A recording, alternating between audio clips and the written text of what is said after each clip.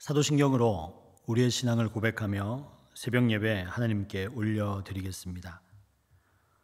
전능하사 천지를 만드신 하나님 아버지를 내가 믿사오며 그 외아들 우리 주 예수 그리스도를 믿사오니 이는 성령으로 잉태하사 동정녀 마리아에게 나시고 본디오 빌라도에게 고난을 받으사 십자가에 못 박혀 죽으시고 장사한 지 사흘 만에 죽은 자 가운데서 다시 살아나시며 하늘에 오르사 전능하신 하나님 우편에 앉아 계시다가 저리로서 산자와 죽은 자를 심판하러 오시리라.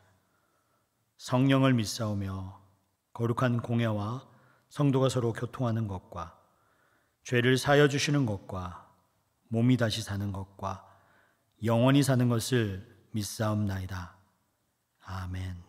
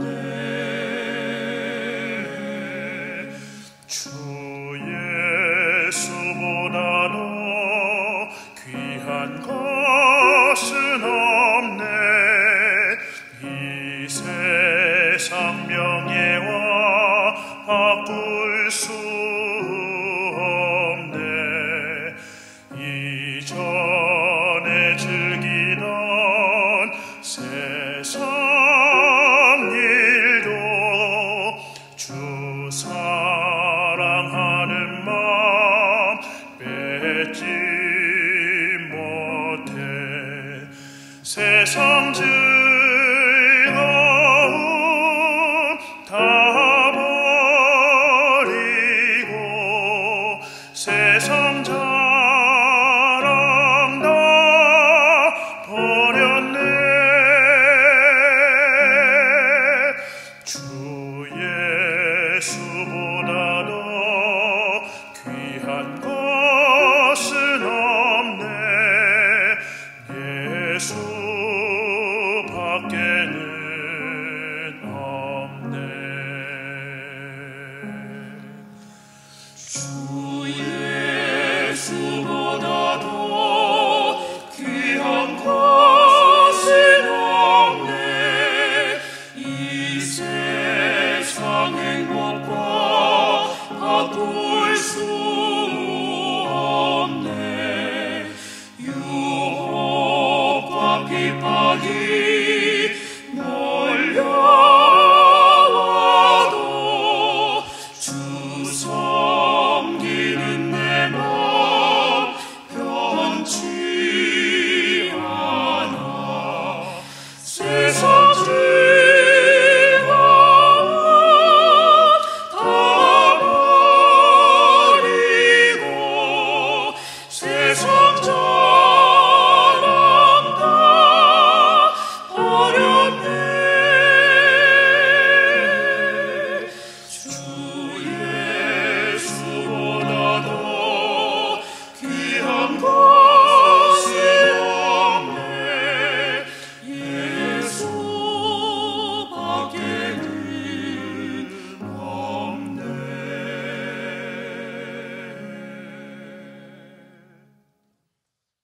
이 시간 우리에게 주시는 하나님의 말씀은 사무엘상 29장 1절에서 7절까지의 말씀입니다. 블레셋 사람들은 그들의 모든 군대를 아벡에 모았고 이스라엘 사람들은 이스라엘에 있는 셈 곁에 진쳤더라. 블레셋 사람들의 수령들은 수백 명씩 수천 명씩 인솔하여 나아가고 다윗과 그의 사람들은 아기스와 함께 그 뒤에서 나아가더니 블레셋 사람들의 방백들이 이르되 이 히브리 사람들이 무엇을 하려느냐 하니 아기스가 블레셋 사람들의 방백들에게 이르되 이는 이스라엘 왕 사울의 신하 다윗이 아니냐. 그가 나와 함께 있은지 여러 날 여러 해로되 그가 망명하여 온 날부터 오늘까지 내가 그의 허물을 보지 못하였노라. 블레셋 사람들의 방백들이 그에게 노한지라. 블레셋 방백들이 그에게 이르되 이 사람을 돌려보내어 왕이 그에게 정하신 그 처소로 가게 하소서. 그는 우리와 함께 싸움에 내려가지 못하리니 그가 전장에서 우리의 대적이 될까 하나이다. 그가 무엇으로 그 주와 함께 화합하리이까? 이 사람들의 머리로 하지 아니하겠나이까? 그들이 춤추며 노래하여 이르되 사울이 죽인 자는 천천이요 다윗은 만만이로다 하던 그 다윗이 아니니까 하니 아기스가 다윗을 불러 그에게 이르되 여호와께서 살아계심을 두고 맹세하노니 내가 정직하여 내게 온 날부터 오늘까지 내게 악이 있음을 보지 못하였으니 나와 함께 진중에 출입하는 것이 내 생각에는 좋으나 수령들이 너를 좋아하지 아니하니 그러므로 이제 너는 평안히 돌아가서 블레셋 사람들의 수령에게 거슬러 보이게 하지 말라 하니라. 아멘. 우리 함께 기도하겠습니다. 하나님 감사합니다. 나의 나된 것은 오직 하나님의 은혜임을 고백합니다. 여기까지 오게 하신 분은 오직 하나님 한 분이십니다. 지금까지 우리 인생에서 얼마나 많은 위기가 있었는지 모릅니다. 얼마나 많은 고난이 있었는지도 모릅니다. 또한 얼마나 많은 축복이 있었는지도 모릅니다. 우리의 삶의 축복과 시련과 고난 그 모든 것들이 합하여 오직 선을 이루게 하시는 분이 하나님이심을 고백합니다.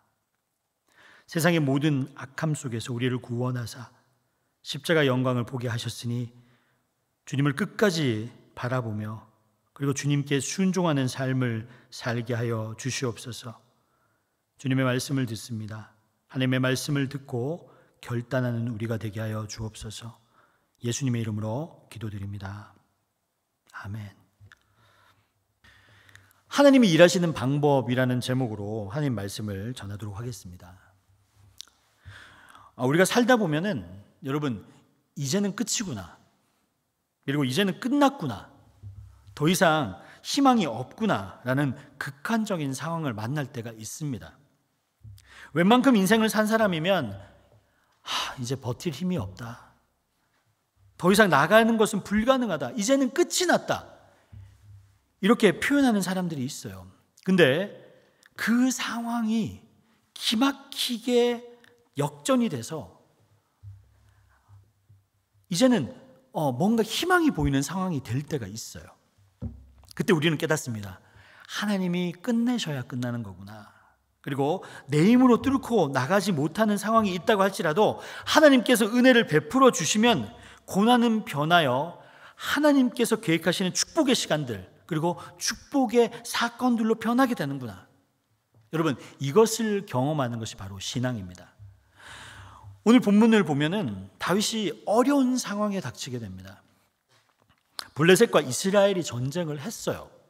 근데 다윗이 블레셋에 망명가 있었거든요. 그런데 블레셋의 아기스 왕이 다윗을 불러 세웁니다. 그리고 전쟁에 출정할 것을 명령하는 그런 어려운 상황이 닥쳤어요. 다윗은 어쩔 수 없이 이스라엘과 싸워야 되는 상황들이 발생을 했습니다. 다윗은 생각했겠죠. 이제는 끝이구나. 내가 전쟁에 나가야 되는 거구나. 이렇게 생각을 했을 거예요. 근데 오늘 이야기하려고 하는 것이 뭐냐면 이 어려움과 극한 상황에서 하나님께서는 어떻게 역사하시는가, 그것을 보시는 여러분이 되시기를 주님의 이름으로 축원합니다. 본문 2절에서 3절을 제가 읽어드립니다. 블레셋 사람들의 수령들은 수백 명씩 수천 명씩 인솔하여 나아가고 다윗과 그의 사람들은 아기스와 함께 그 뒤에서 나아가더니 블레셋 사람들의 방백들이 이르되 이 히브리 사람들이 무엇을 하려느냐 하니 아기스가 블레셋 사람들의 방백들에게 이르되 이는 이스라엘 왕 사울의 신하 다윗이 아니냐. 그가 나와 함께 있는지 여러 날 여러 해로 돼 그가 망령하여 온 날부터 오늘까지 내가 그의 허물을 보지 못하였노라. 자, 블레셋은 5개의 도시 국가가 합쳐진 나라입니다. 그래서 절대 왕정 국가가 아니었거든요. 거기에 블레셋의 아기스 왕이 다윗을 이제 블레셋을 먼저 전면 배치시키고 그리고 후면에 다윗과 600명의 군대를 후면에 배치시키는 전략을 짜게 됩니다. 그랬더니 앞에 섰던 그 블레셋 군대의 방백들이 심하게 반대를 합니다. 왜 하필 히브리 사람들을 데리고 온 겁니까? 이 전장에 이렇게 얘기를 한 거죠. 아기스가 변명을 합니다. 내가 지금까지 다윗을 데리고 와봤는데 다윗을 봤는데 여러 해 날 동안 그와 함께 있었는데 한 번도 그의 허물을 보지 못했다. 그는 충성스러운 사람이다. 그는 사울을 피해서 망명해온 사람 아니냐. 사울과 배치시켰을 때 전략적으로 분명히 우리에게 힘이 될 거다 이렇게 얘기를 했거든요. 뭔가 좀 전략적이지 않습니까? 그런데 다윗을 보내야 된다, 보내지 말아야 된다 이런 상황이에요. 그리고 다윗은 반대할 수 없는 상황, 자신의 의견을 내뱉을 수 없는 상황, 상당히 두려운 상황인 거죠. 그때 하나님께서 사람들의 갈등 구조를 만들어서 다윗을 출정시키지 못하게 만드는 거예요. 하나님의 사람을 지키는 겁니다.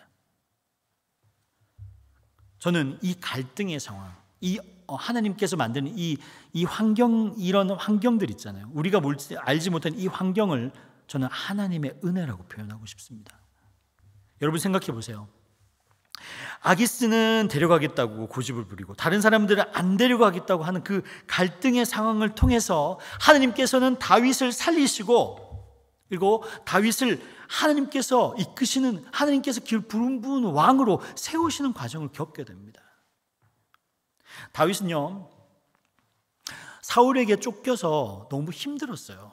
그래서 하나님께 여쭤보지 아니하고 블레셋으로 망명합니다. 그러다가 아기스 왕에게 신임을 얻는 과정을 겪게 돼요. 하나님께 물어보지 않는 상황일지라도 하나님 안에 있으면, 하나님께서 그 사람 쓰고자 한다면 하나님께서 그 상황을 하나님께서 원하시는 방법대로 변화시킨다는 것을 여러분 믿으시기를 바랍니다. 이 믿음을 가지는 게 가장 중요합니다. 근데 하나님께서 상황을 변화시킬 때는요, 물질을 준다거나 아니면 상황을 기적적으로 바꾸는 것이 아니라 사람의 마음을 바꾼다는 것을 여러분 믿으십시오. 그래서 우리가 많이 기도하잖아요. 하늘 문을 열어주십시오 라고 기도하면서 만날 만한 사람들을 만나게 해주십시오. 그리고 사람의 마음을 변화시켜달라고 그렇게 기도를 하잖아요. 여러분, 우리가 기도하는 까닭은 하나님께서 일하시는 것을 우리가 기대하기 때문입니다. 그렇게 간절히 원했으나 안 될 것만 같은 그 상황이 펼쳐졌을 때 다윗은 무릎을 꿇었을 겁니다. 하나님의 은혜구나. 내 마음으로는 안 될 것 같고 내 상황 속에서, 이런 어떤 상황 속에서도 안 될 것 같지만 하나님께서 사람의 마음을 변화시키고 상황을 변화시켜서 나를 살리시는구나, 나를 이끌어 주시는구나. 그래서 우리는 그것을 믿는 겁니다. 그리고 그것을 믿고 기도하는 겁니다. 하나님은 어떤 일을 하고 계실 때, 특별히 하나님 일, 하나님의 선교를 할 때는 사람의 마음을 움직인다는 것을 여러분 믿으시고 기도하는 여러분이 되시길 바랍니다. 이사야서 59장 1절, 여호와의 손이 짧아 구원하지 못하심도 아니요 귀가 둔하여 듣지 못하심도 아니라. 하나님은 손이 짧아서 우리를 구원하지 못하는 일도 없고 그리고 귀가 어두워서 우리의 기도를 듣지 못하는 일도 없습니다. 여러분 이걸 믿으시길 바랍니다. 성도 여러분, 하나님은 우리의 믿음을 보시고 일을 하십니다. 많은 중보 기도의 제목이 있습니다. 절망적이고 아파하는 그 기도 제목이 있습니다. 그러나 하나님께서 그 기도를 들어주시고 변화시킨다는 걸 믿기 때문에 우리는 함께 중보 기도하는 것이고, 그리고 여러분 이 자리에 나와서 함께 기도하는 거 아닙니까? 모든 결정권을 하나님께 드리는 겁니다. 잠언 16장 9절, 사람이 마음으로 자기의 길을 계획할지라도 그 걸음을 인도하시는 이는 여호와시니라. 아멘이시죠. 어떤 계획을 할지라도 궁극적으로 그 길을 인도하시는 분은 하나님이십니다. 그 믿음을 가지고 살기 위해서, 하나님의 인도하심을 성령 안에서 보기 위해서 우리는 여기에 있는 것입니다. 고린도전서 15장 10절, 그러나 내가 나된 것은 하나님의 은혜로 된 것이니 내게 주신 그 은혜가 헛되지 아니하여 내가 모든 사도보다 더 많이 수고하였으나 내 한 것이 아니요 오직 나와 함께 하신 하나님의 은혜로다. 여러분, 그리스도인의 삶, 그리고 진정한 삶은 뭐냐면 어떤 사람보다 여러분 수고하십시오. 어떤 사람보다 열심히 치열히 성심성의껏 내 삶의 자리에서 최선을 다해 사십시오. 그러나 그것은 내가 산 것이 아니요 내 자랑거리가 아닙니다. 하나님께서 준비시켜 준 걸음이고 하나님께서 우리에게 선물로 주신 믿음으로 살았다는 것을 고백하는 것이 그리스도인의 삶입니다. 성도 여러분, 우리가 아무리 힘든 삶을 살아도 하나님 안에 있으면, 기도 안에 있으면 하나님께서 일을 하실 것입니다. 하나님께서 하늘 문을 열어주시고 사람의 마음을 변화시킬 겁니다. 고린도전서 10장 13절, 사람이 감당할 시험 밖에는 너희가 당한 것이 없나니 오직 하나님은 미쁘사 너희가 감당치 못할 시험 당함을 허락하지 아니하시고 시험 당할 즈음에 또한 피할 길을 내사 너희로 능히 감당하게 하시느니라. 할렐루야. 우리의 삶을 책임지시고 모든 상황을 이끌어 가시는 하나님께 영광과 감사를 드리는 여러분이 되시기를 주님의 이름으로 축원합니다. 예수님께서 가르쳐준 기도로 오늘 예배를 마치도록 하겠습니다.